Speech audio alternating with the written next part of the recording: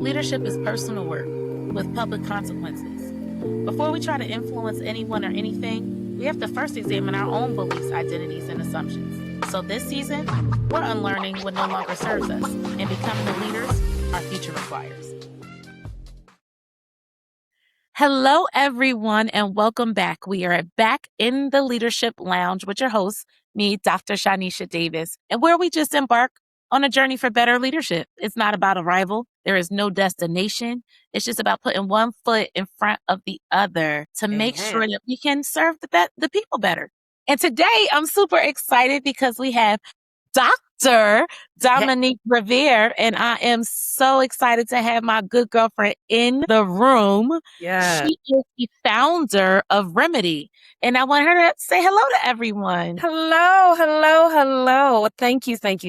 It is my honor to sit with you, sit on the couch, be in the lounge, talk to the people about all things leadership, where we're going, where we've been, some things that we need to unlearn so that we can continue to evolve. So I'm super excited to be here and to have this conversation. Thank you. Love to have you. And today our episode is called Beyond DEI, Reimagining Culture.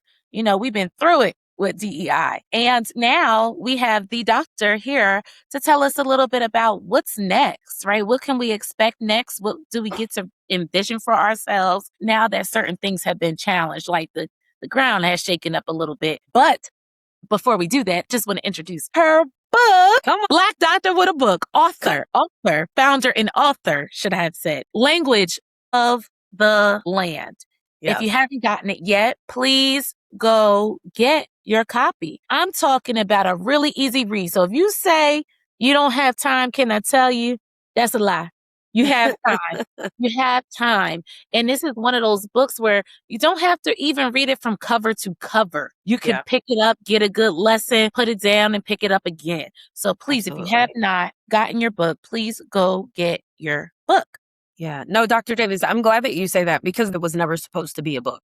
So anybody that's been following me for some time know that I started a series called The ABCs of DEI with Dr. Dom a couple years ago. And this is really that 2.0 version, Language of the Land. So my work sits at the intersection of diversity, equity, and inclusion and leadership development. So when we're talking about culture and development and the workforce as we see it today, and then also what the future looks like. The idea is, how do we also equip and educate people to meet people where they are? Because that's really what it's all about when we're talking about people and people that are doing the work and really on the front lines of our organization. So when fast forward, Language of the Land enters into the conversation. And the idea is for it not to be a book that you've got to read from front page to back cover. The idea is that we are meeting you where you are. And if I need to be in a space that I need to understand what a little bit more empathy looks like, maybe I'm figuring that out and I'm in the board meeting and I'm saying all the things that need to be said. However, I need to spend some time with Elle and I need to listen a little bit more, right? And I need to leverage some levity a little bit more so that I can connect with the people. So it is the A to Z guide for those that are looking to elevate their workplaces. But I'm glad you said that it's not a hard read at all. I think that it's a really practical guideline. There's some things to really challenge ourselves to say, what am I doing today? What can I be doing differently tomorrow? This isn't about having the best practice. These are just better practices. Some things to challenge us, some things to look beyond the today to make sure that we're continuing to evolve and grow as leaders. I love the reframe on that, and it's better practice because that's what this show is about, right? It's not about getting right because there is no right. And I love that in the book you say it's not about reading a book, putting it down. You talk about returning to the book. And that's because we're always in practice. If we could just let go of the shame that we're supposed to get everything right all the time and allow ourselves some space, then we know, okay, you know what? Yesterday, I ain't quite hit what I needed to hit, or this morning. Yeah. There's repair. And you even talk about in the book, the opportunity to repair. Yeah. You hit the nail on the head. We live in this world where everybody's an expert in everything. The only thing that I'm an expert in is me, right? Like I only know. I'm sorry, go ahead and repeat it. Repeat it. Right? The only thing that I'm an expert in is me. So at the end of the day, I know what's worked for me, but just because it works for me doesn't mean that it works for everyone. So being able to challenge ourselves and really see ourselves through the eyes or the lenses of other people, there takes a bit of humility in that space. And I think that Mm. we've grown up in this society where, again, everybody's an expert. You have to have the answers. An A means that you succeeded or you've reached the pinnacle or whatever that means. But you and I both know, like, sometimes my C is better than most people's A's, right? So when it all comes down to it, how are we learning? How are we challenging ourselves? Are we curious? Something that you and I talk about often is when, as adults, did we stop asking questions and stop playing? Leadership is a playground to me. And a playground, not like I'm playing in these people's faces or I'm playing with people's futures, but a playground in that I get an opportunity to try on different things, try on different styles. What works for one team member isn't going to work for another team member. How can I change the way that I'm communicating and connecting with this person so that it lands in a way that not only they get it, but that there's genuine connection happening in that space. But I've got to be in a space where I am humble, I am happy, whole, right? And I am coming into the conversation as a human because sometimes the leadership feels very robotic. This is what you told me I had to do, right? So now I'm doing that thing. But if I'm a healthy, whole, happy human, I am confident, content in who I am. I'm not entering into the conversation with ego, but I am entering into that conversation in a relationship, right? Relationship with an understanding that I can unlearn, right? Relearn some things, view things from a different perspective in order to really be in genuine, productive relationship with folks instead of just adding more to my plate by way of adding more networking connections, if you will, right? That feels very transactional as opposed to something that goes below the surface. And that's why I'm excited about the conversation beyond DEI, right? Because we talked about, you brought up the notion of things being pretty transactional or, right, checkboxy, if you will. Yeah. And, stuff hit the fan when DEI measures were being challenged, erased, right? Budgets have been obliterated. I'm a firm believer. I used to say with all my teams, don't waste a good crisis, right? This thing is taken from you, take back from it, right? See what you can get from it. So in the challenge of DEI, you talk about in the book that, hey, DEI started being challenged and it was here for a specific reason, but we started to kind of sleep on it. We started to just treat it as representation. Can you talk a little bit about that? Yeah. And listen, I'd say before the attack on DEI, there's always been an attack on DEI, right? And I think part of that is because we didn't understand or we don't know what it is. When we talk about DEI, first off, we frame it as DEI and it's like any other acronym. Like, what the heck is that supposed to mean, right? No, it's diversity, equity, inclusion, and belonging, right? And some people will also add accessibility in there. And then there's also a justice piece when we talk about restorative practices. Part of it is we didn't give it language and we didn't give it the space to breathe. Right. And when I say that we didn't give it language and a space to breathe, we as practitioners, right, that came into the industry, let's say post 2020, it was, how can I capitalize on this opportunity? Right. That always existed. So then we started to frame it simply as workshops and sessions and roundtable discussions and as this checkbox item to say, hey, well, we've done the work, we've had the conversation, now we can move on. When in fact, diversity, equity, and inclusion has always been here, right? It's always been a space for everyone to be seen, heard, valued, and protected in the workplace. It's always been about opportunity and perspective and different visions and expertise and experiences to simply enhance what's already happening in the workplace. So when we put it into a box, when we don't allow it space and time to breathe, when we don't weave it through business operations and into all the conversations that we are having, we do it a disservice, right? And in that disservice, we give people who don't understand, who don't get it, who are fearful of it, an opportunity to say, hey, well, this is too different for us. Like, I'm not included in this equation, and therefore I don't want to subscribe to it. Whereas the reality of it is you've always subscribed to it and benefited greatly by it. Yeah. And I think that, right, when you just said something that stuck with me, which was, when we don't include it in everything, right? It's the aside. It's Yeah. the thing on the side, or like, a lot of the work that I do, emotional intelligence and identity work, like they say soft skills, right? So they're the add-ons, right? Mhm. And you're right, it has to be embedded. And I think you do such a great job with your book with practical ways to embed it. The other thing I'll say too, Dr. Davis, sorry, I don't mean to cut you off. The thing that I'll say is that they're not soft skills though, right? Like, they're business critical skills. So as much as we, want to make it seem like they're an add-on and they're to have it, like, these are the critical skills that people need in order to connect with others. And we see it happening right now with the rise of AI. The AI that we're using today is the worst version that we will ever see. So if Right. we're going to continue, right, to now move these kind of transactional, tactical things into this AI engine so that it allows us to work faster, smarter, whatever, right, we want to tell ourselves, we're left with the people, right? We're left with the connection piece of things. If you take these tactical things off of my plate, what am I supposed to do? So people are fearful that AI is going to take your job. The only way that AI can take your job is if you don't know how to use it, right? And you don't know how to use it better or to enhance the relationships. And B, you don't know how to build relationships. You don't know how to talk to people. You don't know how to sit in It discomfort. You can't don't be know a how to ask person. questions. It Yeah, can't be you're a not person. human. And you often use the word invitation throughout your book, Yes. which I really do. I really resonate with that. You give people an opportunity, you take the pressure off.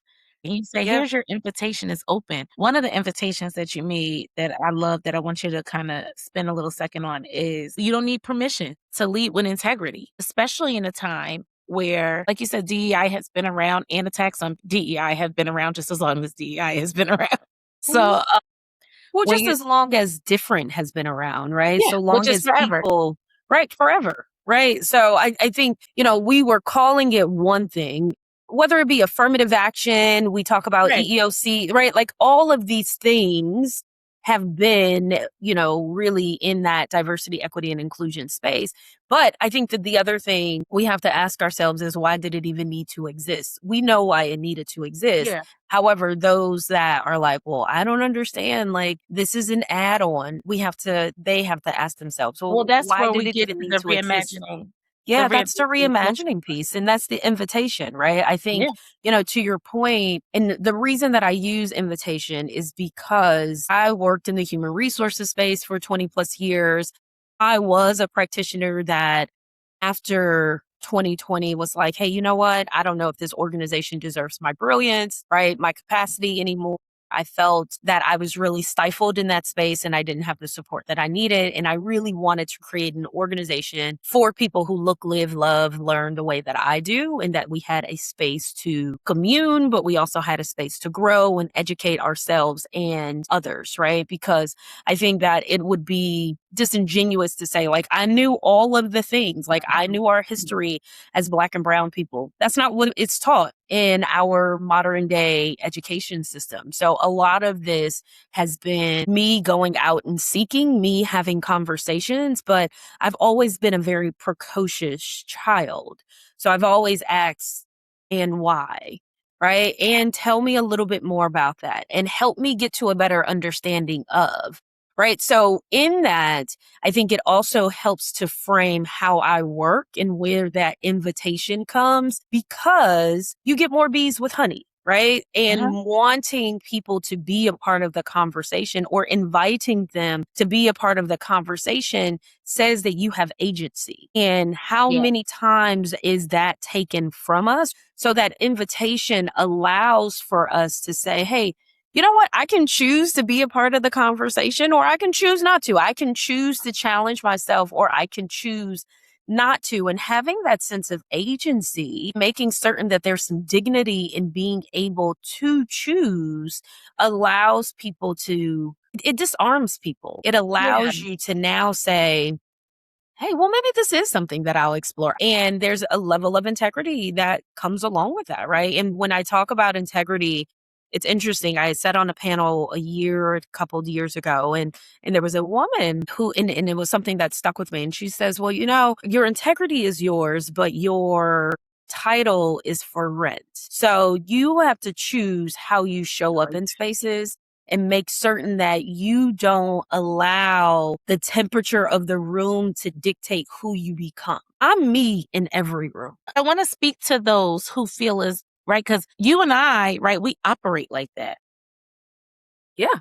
And some folks, right, although they may hear this, may feel as though, yeah, you don't understand. I can't operate like that in my space. Yeah. So when you say you don't need permission to lead with integrity, and I'm getting pushback maybe from my direct supervisor to go and lead in one way or push something that maybe feels a little less integrous or in a manner that feels that it challenges my values, what do you say to somebody who's struggling in a moment to feel like, that's like, oh yeah, that sounds cute as a t-shirt, right? It is a cute quote card on social media. But if I did that, that's my job. Mm-hmm. So what do you say to that person? Because I'm with you, right? You don't need permission to lead with integrity. But for some folks, it feels like their livelihood is at stake. What do you say to them? Yeah, I mean, and I think it's a really tough position to be in, right? To not, again, feel like I have the choice or not to feel like I have the agency. The one thing that I'll have to ask first and foremost is understanding the pressure points. Where's the resistance coming from? Is it me? Is it perceived? Is it actual? Have I had the conversations? The other thing that I'll ask this person is talk to me about your level of courage and talk to me about your level of comfort within the organization. Because sometimes we don't know what we don't know. And I may be asking you to do something, carry out a task, have a conversation that I think that you're comfortable with and that you're aligned on because you sit in the back, you shake your head, you say, and there's been no resistance and there's been no pushback. The other thing that I would ask this person, and again, you hear me say ask, right? Because I think that this is a conversation that we have to unearth kind of where some of this resistance or where some of this fear is coming from. I want to understand the network or the sponsors, right? The allies that are also in the room. I think sometimes when we're pushing back against systems, right? Because your manager, your supervisor, sometimes leaders in organizations are nothing more than just a part of a system, right? A structure that existed even before they did. When we're pushing across or when we're pushing against systems, we also have to have a team of advisors. Who's sitting on your team of advisors? Maybe the way that you've presented the information and or not presented the information isn't landing in a way that connects with the other person, right? Are we telling the whole story? A lot of times when I've sat with leaders and I've sat with individuals, it's, well, Dom, I don't want to do that because it makes me feel. Your leader doesn't care how you feel. What are the facts of the situation? Now it's right? So these are the facts and this is how I feel. But when you don't speak the language of the leader, when you don't speak the language of the land, it's really difficult for me to meet you in your moment and meet you where you are. Right. So I say all of that to say, yeah, it's a tough conversation to have, but it's a critical one to have as well. Right. And understanding that I've got something to lose and it's about the way that we frame the conversation. If you've got a leader who really wants to do well and really wants to make certain that they're connecting with people and building relationships, this person is going to listen. They're going to be open to the conversation. A lot of times, however, we are fearful to have the conversation. I mean, I can't tell you how many times I've had this same conversation with folks and they're like, well, Dom, my name is not on the marquee out front. So at the end of the day, I'm going to do what these people need me to do. I'm going to work my 9 to 5 and then I'm going to leave. And I ask, what is your legacy going to be once you leave that organization? Sometimes we don't have the tough conversations for us. We have the tough conversations for people to come. What helps me, even when I'm fearful, because we all get fearful. So it helps me. I'm like, you know what, Shanesia, it's not about you, right? That always helps to kind of frame it for myself. I really appreciate you talking about this level of curiosity and you modeling that with the level of questioning.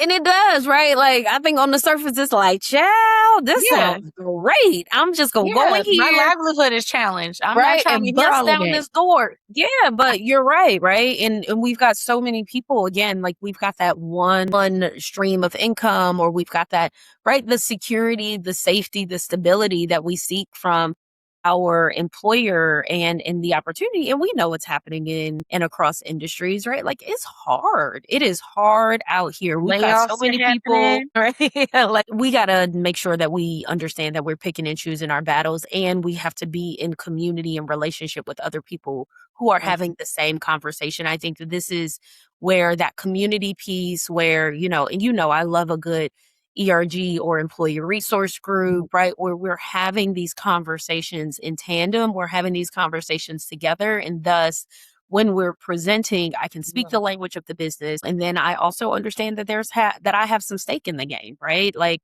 don't be a dump and jump type of person. Hey, this is the problem. Now tell me what you're going to do about it. Yeah, and I like that even just that grace, that you're giving yourself grace when you're in community. Yep. Right? You don't have to have it all figured out. You don't have to have the answers. That's the way we started the show, right? You're not going to have all of the answers, but when you're in community with folks, it makes that's why I even do this show, right? So that folks can hear, oh, okay, right? Yeah. I don't have to think through this thing alone.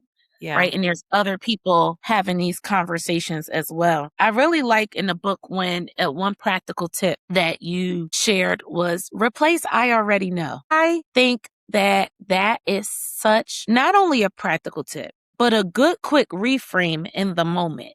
Like, because my book that's on pre-sale is From Control to pre-sale, y'all. Make sure y'all go out and get this book. Okay, so we can put our girl on the bestsellers list. I love it. Yes. Talk to the people. Thank you so much. Thank you so much. And it's From Control to Connection, and it's really just unpacking our defaults that we typically land on just because we've been utilizing dominant culture norms for so long. We don't even know when we're doing them. Yeah. So I really resonated with this tip when you said replace I already know, because that's something that, when you're in conversation, a lot of times we're making assumptions and we really think we'll see a data point and we may think we already know why that data point exists, right? Or I'm like, oh, okay, there's a 75% attendance rate. I already know why that is, right? And if we can just practice replacing I already know, what a game changer that could be. What information can we actually find out when we stop thinking we have to have all the answers? Tell me how did you land on that tip? Because that's a gold mine. Yeah. And listen, it wasn't that I landed on it because I got it right? It's because I got it wrong a whole heck of a lot, right? Because I went to the table like, child, I already know why the people not showing up. Oh, I already know why these people are sitting in those seats. And I think that it then entered in people, or it gave people permission to be defensive in that space. Well, Dom, no, you don't. Oh, that's or good. Dom, you haven't, like these are some things that you haven't considered. You're right, because I'm only seeing the enterprise, the organization, right, my role through a very limited lens. And the other thing about it is I'm only seeing life through my lived experience, right? So while I know why I think or why this could be a possibility, I have an I'd idea. like to explore. Right? Like I'd like to explore more, right? We can't say that we want people to meet us in our mess, but we're unwilling to meet other people in theirs, right? So part of the reframing the I already know goes back to the curiosity. Tell me more. How did we get here? Hey, you know what? I have an idea, but I want to hear from you where this is potentially coming from. I'm a leader where even if I'm asking my team, what do you think? I'm not the first one to offer my ideas. I want to know what you think, right? Because we also are in this state or in this society where people just become echo chambers. Well, they said that this is what we got to do, so this is what we got to do. Right? They said that this is the best idea. So this is what the best ideas don't come from the leader. The best ideas come from the people that are doing the work. Right? So if I don't know and I can reframe it, listen, we're going to get to where we need to get to faster. Everybody is going to be invested in where we're going, right? In the process, in the journey. And now we're able to have conversations real time. We're able to build real relationships. So when we meet the destination, everybody's going to feel accomplished. Everybody's going to feel that they were and made a meaningful contribution. and we're going to get there together, right? That's what it's about. That's community, right? That's community, that's culture. That's how we build these, again, kind of alliances, if you will. It's not just about me alone and I've got to wear, the hat of all the things. Like, child, I'm in a season where I'm going to do what I do best and let you do what you do best, and let's figure it out together. Yeah, and those different perspectives, that's how we get to reimagine culture beyond Yes. DEI, right? You're bringing in other perspectives, and you talk about making space for the full story. And I think that goes hand in hand with replacing the I already know. Because one thing I've seen, one of the tragic pitfalls could be well-intended leader, right? And they pick up one of your practices and they use it. But then they don't make space for it, right? So they do it in practice. Well, they do it, right, in theory or in transaction, but don't, right? I check the box. I ask the question, right? Okay, I was curious today. I asked the question. But if you're not making space for the full story, if you're not making space for other perspectives, if you already have your mindset, right? I already know, but I'm going to replace I already know because that's better practice. Indeed. Right. But right, if you're still married to your idea and your idea only, and you're only asking the question for performative sake. Yeah. Then we go into gaslighting. Yeah. And I mean, the other thing too is, and I talk about it in the book, it's not only like making space, but also holding space, finding comfort in the discomfort of silence. We have a lot to say. Like, we've got a lot of opinions. Sometimes we've just got to hold the space that allows us to learn, allows us to be lifelong students and learners, because we don't know what everybody's coming to the table with. We don't know everybody's experience. Just because it's on the resume or because we had the conversation doesn't make it holistic. And I think aside from that, we don't know what people are going through in their daily. So all things considered, not only are we creating space and opportunity, but we've got to hold space and we've got to do it regularly. This is another thing that I talk about in the book is, when we're setting expectations, are we doing it early and often? And not only just from the leader, but then also from the individual. Do we understand the expectations of our people? Do we understand what they need from us in this season? Not just the tactical and the technical things, but how are we making certain that they are well cared for? And this isn't like hey, let's, hug on each other and things like, I get it. We still have the work to do, but we need the people in order to do the work. There's no work without have people. This. Exactly. And how long have we, heard that there's this separation between the work that I do and the person that I am? You get this wonderful product, this brilliance because of who I am, right? So I can't turn it off. I can't turn it off when I come into work. Sometimes I need to have the conversation to say, hey, today's not going to be the best day. Somebody cut me off in traffic. Somebody ticked me, right? Whatever it may be that I'm dealing with in my personal, and still understanding that I'm going to get the work done. And you meeting me in my moment only allows me to develop or certainly grow respect. There's a better connection. And I see you as a human instead of just a robotic. Before we head out, I really want to know if you were to say, this is what you can do as a leader. If you want to start to reimagine your culture, what would they be? Yeah. And listen, for me, it's not even a few. Like, I go right to see. So I want to know about curiosity, right? And, part of that is, right, first and foremost, asking yourself why. Why do you show up the way that you show up? Why do you believe the things that you believe? We all walk into these conversations, organizations with bias. So why? How did I get here? What can I unlock? What am I willing? Giving ourselves an invitation. What am I willing to maybe see from a different perspective? What conversations am I willing to have in order to get myself and then my team to where we need to be? So I would first say we need to ask ourselves why.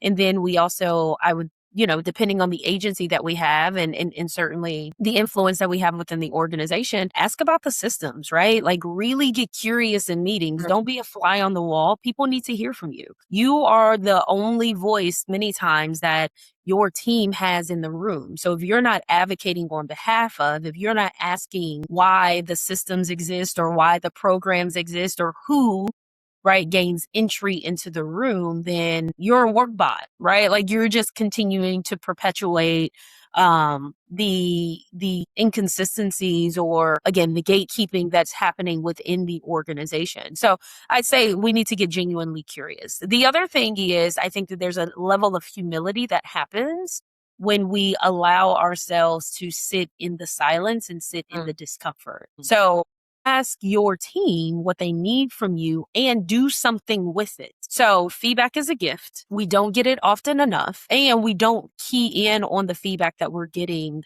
consistently around us, right? So everything is a feedback loop, right? The way that your people show up, the way that people respond to you, the way that people, you're walking down the hallway and somebody looks at their phone, like people are responding and they're giving you feedback. Do not, right, be ignorant to it. Do not mute and say, oh, well, that's just who they are, right? But there takes some humility to, again, ask ourselves, well, why are people responding this way? And it requires you to be present.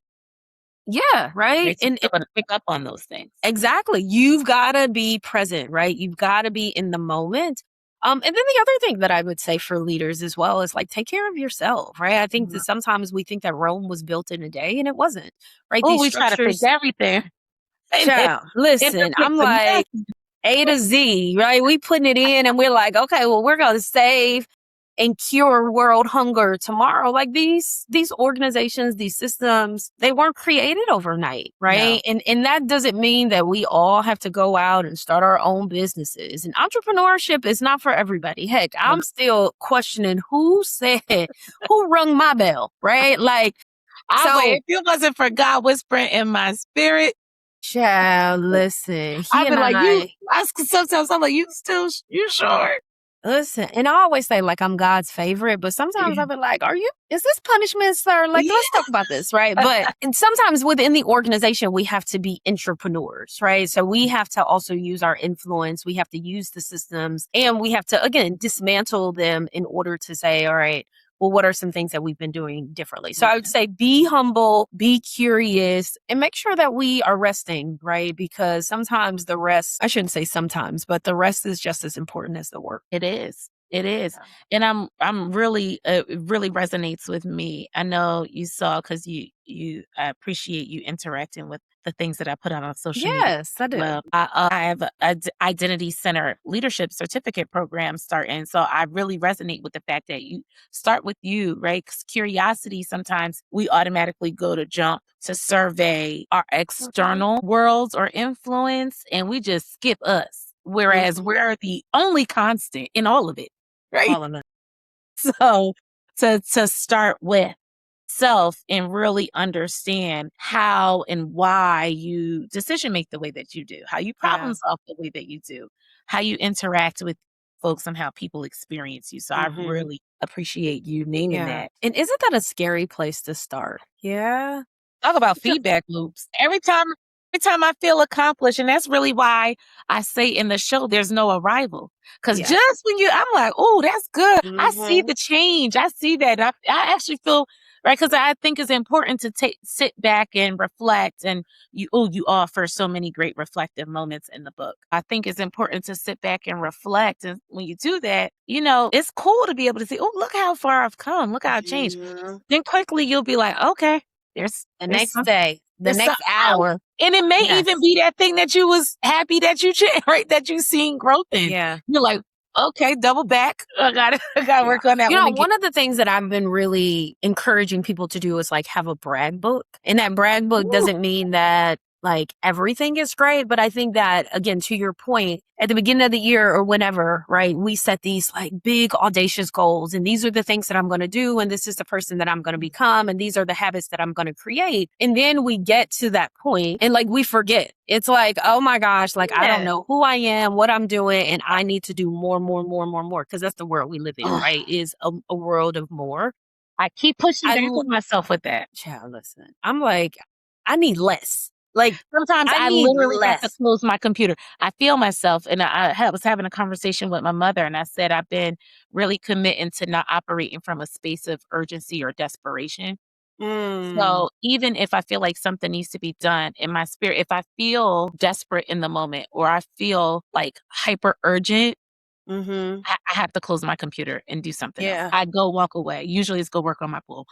But I'm like, stop and do something else Yeah. because you're not going to create. I am refusing to create anything from that energy. Yeah. Yeah. No, I think that's a great tip. Listen, because I'm like, hold on, well, why is this coming up? And God talked to me. But it is one of those things because then we start to create, and I feel like that's in our DNA too, right? Like Mhm. that's not something that we just kind of create out of nowhere. Like I do think that there is something to be said about the trauma that sits in our DNA. So my dissertation was around, is the workplace ready for Black women, Black leaders, people with independent thinking and thoughts and so forth and so on? And how do we, and currently I'm working on some research around leadership traits. Are they learned? Are they lived? Where do they come from?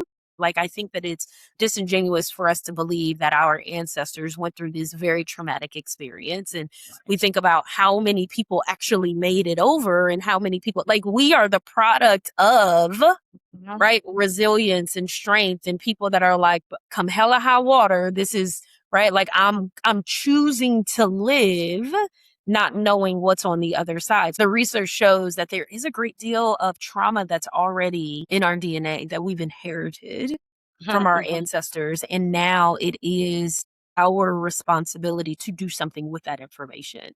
So I love this concept of it, like when I feel this anxious and this anxiety that is coming up in me and coming up in my spirit, doing something that is really revolutionary. And that is, I'm going to close the computer. I'm going to maybe invest in something that I find joy in, because we know that joy is also something that was not afforded to us, right? Like given to us, honored and celebrated. So finding joy is also revolutionary, rebellious, if you will, right? I love it. And for me, I'm a disruptor. So I'm like, I'm doing all the things that the people say we shouldn't do. Yeah. Right. I'm a touch the hot stove person. Like let me see what you're talking about. And I was just another episode, one of our other episodes, episode 2, actually, with Dr. Yolanda Seeley Ruiz. Just Yes. brilliant, Powerhouse. Love her. brilliant, and just Yes. lovely spirit she is. She talked about excavation as liberation. Mhm. And so when we were talking about ourself, and when you talk about this trauma living in our DNA, it's just more evidence of why it's so important to start with curiosity for self, because that is liberation. There's so much that we're carrying. And when we don't excavate or unpack, explore, investigate, right, how this is influencing me, Mhm. not only could that be dangerous because we might be perpetuating some things unintentionally that we don't want to, and it really may be holding us captive. There's liberation in understanding who you are so that you can push back on, like, then you can realize that, oh, let me push back on some of these systems. Yeah. Let me Yeah. push back on this school of thought. So Mhm. yeah, I love a great Yeah. through line always. Yeah. Let's aim who you're called to be, right? Like before the world has told us who we're supposed to be, what titles we're supposed to carry, who are you called to be? That's Right? it. That's it. Yeah. That's it right there. I mean, that right there is a reflective thought to leave listeners with. Yeah, I mean, first off, this conversation has been great. And we can talk for like hours We just can. about all the things, right? And we're trying to keep it professional because I know it's for the podcast and all that good Who stuff. says what is perfection? Like, I'm just saying, right? Like, but I think, the one thing that I want to leave leaders and with viewers is that you don't have to have it all figured out. Like, the beautiful thing about life, the beautiful thing about community and leadership and all of the roles that we carry, all of the identities that we hold is that it looks different for everybody, right? There's no monolithic way to be anything. And as much as we talk about, and I know you said it at the top of the show, best practices, what's better today? If we can, like, I subscribe to the 1% rule, and I would invite people to consider the same. How am I being 1% better than I was yesterday? And that may look like habits. It could look like conversations. It could look like connections that I'm making. It could look like truths that I'm telling myself. But what does that 1% look like for you? And in that 1%, how are you also inviting other people to do the same? How are you inviting people to be the best version of themselves? At the end of the day, we're all looking for community and connection. And that's where the magic happens. Let everybody know how to find you. Listen, over the river and through the woods. I am on all social media platforms as Dr. Dom. So Dr. Dom. And on LinkedIn is certainly where I am most active. But we also have a website called Remedy, just what the doctor ordered. So Remedy is spelled HRemedy consulting.com. And again, we do everything in the people and culture space. And then also my book is on Amazon. It's on the website. So would love for people to lock in. One of the things that we are doing in this season is we are taking the language of the land and taking it on the road. So it is not just a regular or normal book signing, but how are we making it an experience? So again, inviting leaders into the room to have really honest conversations about where we are, where they are individually, right? Kind of doing that internal reflection, where they are, and then certainly where they want to go individually. Thus, collectively, we are moving forward what work looks like and what community could possibly be. Thank you so much for Yes, thank coming you. to the lounge and dropping knowledge on us. Thank you for inviting us into Yes. reflective space and an opportunity to utilize some practical tips to reimagine what culture could be when we're not just Yeah, checking boxes, and when we're not absolutely. just being transactional. And I appreciate you sharing your knowledge and wisdom in the book. Remember, go get the book. Remember, this is the Leadership Lounge. It is not about a rival. It is only about, like Dr. Dom said, that what can I do? What can I do to be 1% better tomorrow than I was yesterday? What can I look? It's still time in the day. Whenever you listening, what can I do to be 1% better in the next few hours than I were the previous few hours? That's Yes. all it is. So give yourself some grace until next time. We'll see you back in the Leadership Lounge with your host, Dr. Shanesia Davis. Bye. So happy you joined us in the lounge today. Go check out youandmeconsulting.com for services and products.